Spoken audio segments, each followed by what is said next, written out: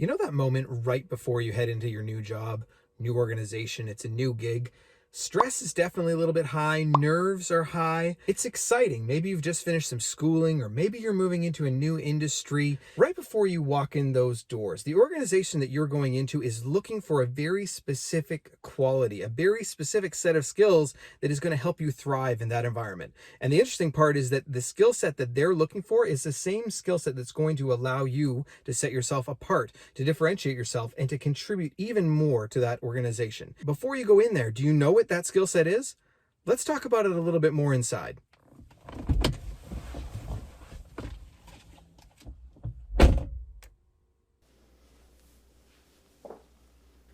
It's being a team player. And when I first picked up Patrick Lencioni's book, The Ideal Team Player, I don't think I had any concept just how much impact this book was going to have in my life. And in his book, The Ideal Team Player, Patrick Lencioni starts out by telling us a fable, a story, which he often does with his books. And he tells us about this young man who comes from San Francisco. He's in the tech startup world, and he gets the opportunity to go and work with his uncle and eventually run his uncle's construction company, stepping way out of his comfort zone with absolutely zero construction experience as he steps into this new role. And this is where the first key takeaway lies that I really want to point out, because when he steps into that construction company, can you imagine how he must have felt? The nerves, the tension, the stress that he must have felt before he walked into the office on that first day. He was stepping into an entirely new industry, completely out of his comfort zone. And what I love about this part of the story is that if you and I are growing and looking to grow in impact, you know that we are going to be stepping out of our comfort zone. You know that we are going to be putting ourselves in situations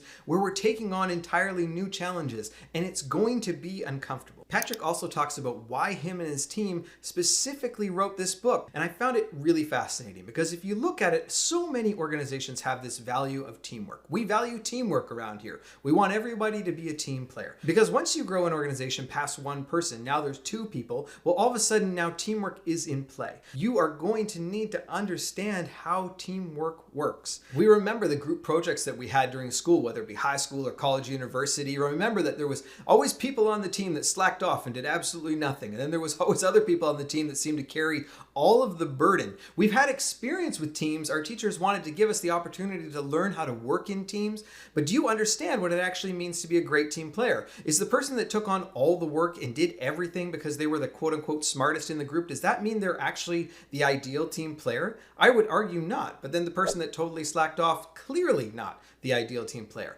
There needs to be a better definition, and this is what Patrick and his team wanted to write about in this book. And so diving in deeper to Patrick's book, The Ideal Team Player, I want to look at it from two perspectives. First is, how do you become the ideal team player? Like, what are the qualities and skill sets that you're going to need to develop to be the ideal team player? But then secondly, I want to talk really briefly just about, well, how do you then take that understanding of the ideal team player and attract and have those people join your team? You're going to need to know not only how to be a great team player, but how to put the right team players on your team. So how do you become the ideal team player? Well, Patrick Lencioni breaks it down into three components, and you need all three to come together to create the ideal team player. The first quality is to be humble. And I love how Patrick describes this. It's really going in with a beginner's mind, meaning no matter where you are in the organization, no matter how much we've grown or learned, you're always recognizing that you can learn something new and you're open to that possibility. Liz Wiseman wrote a book called Rookie Smarts. When you're going in there the first day and you don't know anything, it's easy to be humble, or it should be relatively easy to be humble. I don't know anything. I'm here to learn. How can we build this team? How can we help it be greater? If you can keep that mindset as you grow and expand in your knowledge and growth within the organization, and leadership in the organization, and recognize that you don't have all the answers. You never want to be the smartest person in the room or the smartest person on your team. You always want to be in that position, waiting and willing to learn more. And the second component that Patrick says that you're looking to have as a part of the ideal team player is to be hungry. And what he's talking about here is having a hunger to lead, a hunger to learn new things, a hunger to take on new responsibilities and to pursue new opportunities as they come across your path. I do like how he points out, he's like, you're not looking to just like work, put in as many overtime hours, work weekends, burn yourself out. He's like, that's not it. He says, you want to do a great job, do a job well done in the time that it should take to do it, and also be willing and able to go above and beyond when the opportunities present themselves. When the opportunity presents itself yourself to take on a little more responsibility, that you are hungry to go after that and go after those opportunities as they come up. And the third quality that sort of brings this all together is what Patrick calls being smart. And he's not talking about your IQ, your intelligence here. He doesn't really care how you did on your SATs. He's talking about your emotional intelligence, your EQ.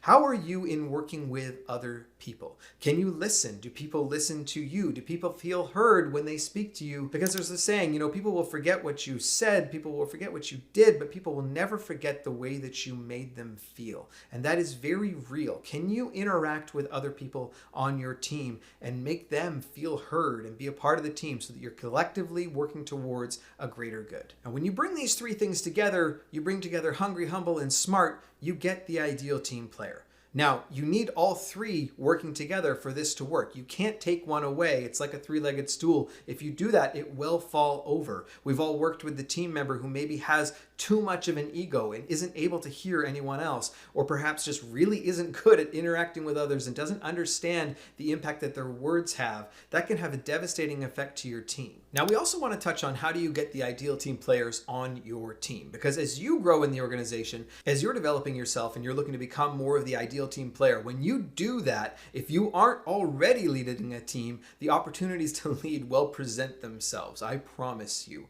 But you want to make sure that you understand what you're looking for and how those people can be attracted to your team, or how you can work with the team that you already have to help them to develop into those ideal team players. And Patrick dives into some more in-depth interview ideas in his book, so I'd highly recommend you grab a copy if you are interviewing people to join your team. But there's a couple things I want to point out right away that I think will really benefit you today. The first is if you're interviewing someone, or you've got someone on your team that you're about to hire, and you think that there might be a gap in one of these three areas, being hungry, humble, or smart, if you think there might be a gap in one of those areas, he encourages you not to brush over that. If everything else looks outstanding, but you're like, I'm just not sure about this. I'm just not sure if they're humble, or I'm just not sure if they're actually going to be good with working with the team of people. He says, take it down a notch, slow things down, and ask enough questions. Change up the situation enough. Get enough other people to interview that person. Get your feedback on that person so that you can determine. Because if you put the wrong person on your team that doesn't have or can't develop one of those qualities, you're going to slow your team down from the impact that it should be having. And the second thing that he points out when it comes to hiring and looking for people that are hungry, humble, and smart is he says, be sincere. And I absolutely love this. But he's like, be upfront right away. He says, hey, you know what? We're looking for team players. And this is what that means to us here. We're looking for people that are hungry, humble, and smart, and then explain what those things are. As you do that, you will be able to see in the other person whether or not that resonates with them. And what it does is it also sets the bar and says, hey, this is who we are as an organization. This is who we are as a team. And if you join the team, this is the expectation that everyone here plays as a team player and is hungry, humble, and smart. And so people will rise to that expectation because you have set the bar high. So when you think about the impact that God wants to have in and through your life, the dream that he's given you, the goals that you're going after, even the organization that you're working with right now and the impact that you'd like to have in that space, does it require other people? Because I'm pretty sure if you're going after a God-sized dream, it's absolutely going to require other people, which is absolutely going to require teamwork, which means that you get the opportunity to learn about skills like this so that you can get better at it. Let's get after it.